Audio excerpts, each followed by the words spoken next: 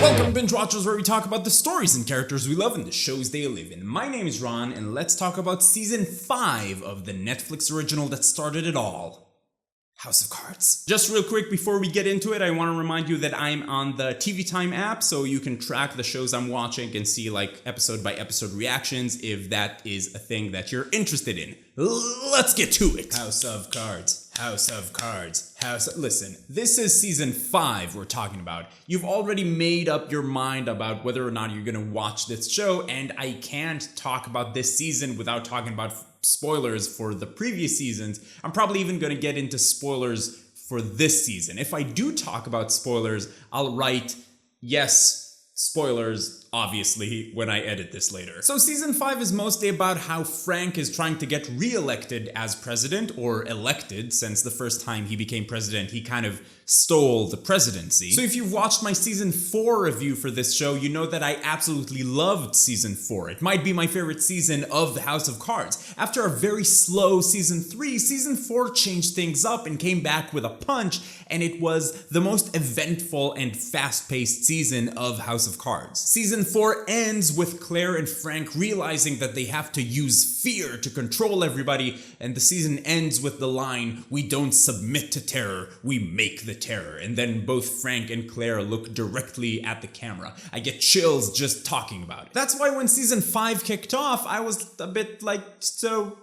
where's the terror though? Let me just get a few things out of the way first. This is a very good season and I enjoyed it a lot. House of Cards is all around a fantastic show, and that didn't change. You should absolutely watch this season if you're a fan of the show. And if you haven't watched it at all, then it's kind of weird that you're watching the Season 5 review, but you should just go and watch the show. It's really good. So keep all of that in mind as I inevitably do some nitpicking. So it goes without saying at this point that Kevin Spacey and Robin Wright are both incredible, and this is one of the best looking shows out there. I also really liked Neve Campbell as Leanne in this season. I thought she was great, and Doug Stamper, Michael Kelly, he's a fantastic character also. All of that didn't change. I can't help but compare this season to Season 4 specifically, because Season 4 had to be really exciting after a very slow and personal Season 3 that wasn't really well received. So Season 4 actually got a lot of criticism for just stringing along a bunch of exciting events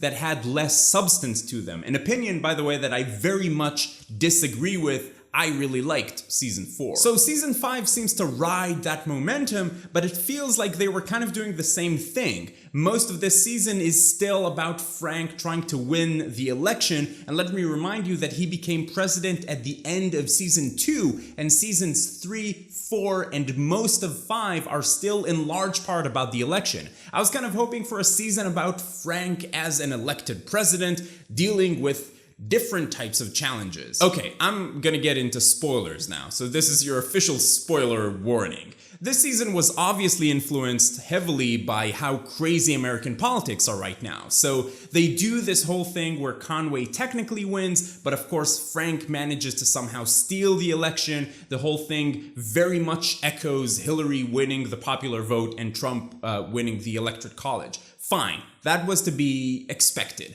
I just wish they would have gotten that out of the way in the beginning of the season so we could get a Frank the actual president season and not another Frank tries to win an election season. Don't get me wrong, this season is exciting and fun, and it's full of Frank and Claire doing the things we absolutely love to watch, but it's very much another season of House of Cards. After Season 3, you didn't really know what to expect, and that made Season 4 have a much stronger impact. In this season, I knew what to expect, and I got what I expected, but not what I hoped. To get back to how this season is influenced by the very strange reality we happen to live in, it's mostly in Frank's fourth wall breaking monologues. That's why it all felt a bit forced, like they had to say something, but the season was already done, so they added those parts.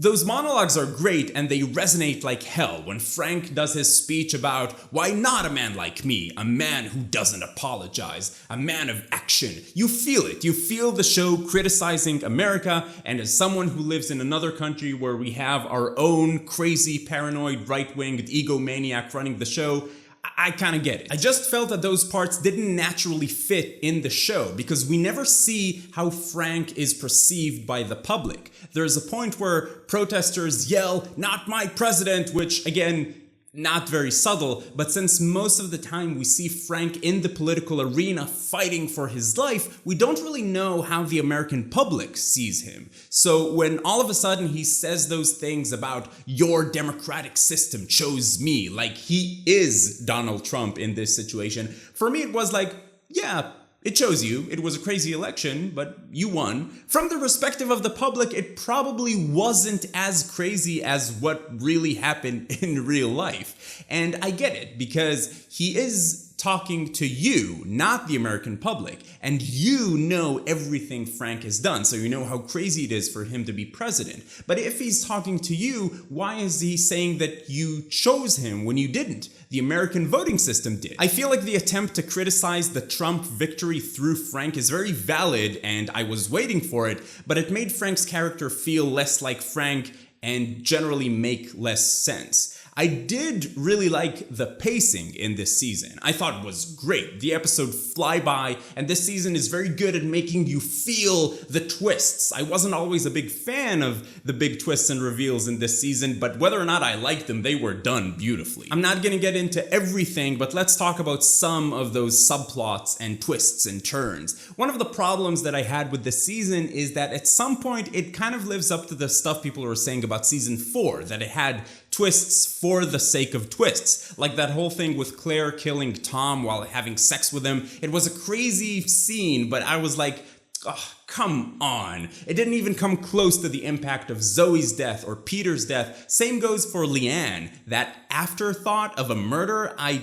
didn't like it at all. And the whole story with Elysian Fields in the woods, I didn't really like any of that either. I know that it's based on Bohemian Grove, which is said to be a real secret society of very powerful men gathering in the woods and talking about stuff, but the whole thing felt like it was too much even for this show. I also didn't like how Frank supposedly planned everything to make Claire the president. I mean, I don't have a problem with the story. The story itself is actually pretty cool. I just didn't really like the scene where he tells Claire about his plan like he was some kind of Bond villain. It felt very out of character and like a little bit silly. I did very much like the growing tensions between Frank and Claire, and the fact that Claire breaks the fourth wall a couple of times in this season. I liked that they used that very sparingly.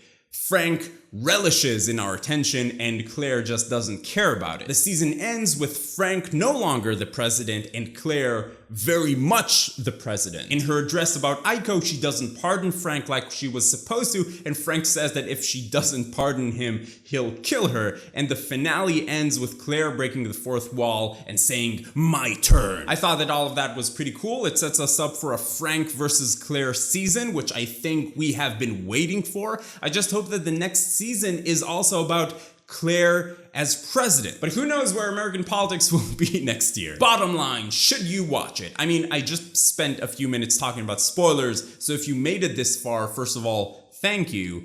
And second, you probably already watched this season. But anyway, I know that I was talking about all the different things I didn't like about this season, but that's only because I made 4 other videos talking about all the things I do like about this show, and all of those things are still here in this season. So yes, if you're a fan of this show, absolutely watch this season, which again is redundant to say. I'm so confused. Anyway, it's a good season of House of Cards. It felt like it was very safe. It followed the House of Cards formula and it did it extremely well. I was hoping for a bit of a different season and I felt that some of the twists and reveals were not at the same quality of past twists and reveals. Compared to the marketing for this season with the upside down flag and the creepy kids singing in the background, it felt like we were going to get a very different season. But now for the truly interesting part, what about you? What do you think about this season? How do you think it stacks up with previous seasons? What do you think about how the Trump presidency affected the story in this season? Put all your thoughts in the comments down below and let's get the discussion going. That's all I got for you this time. If you like this video, please give it a thumbs up. It really helps out a lot. And if you're finding binge watchers for the first time, welcome. I'd like to invite you to join the binge watchers community. Come talk about TV with us. It's a lot of fun. Subscribe to the channel. But in any case, Keep binging, and I will see you in the White House.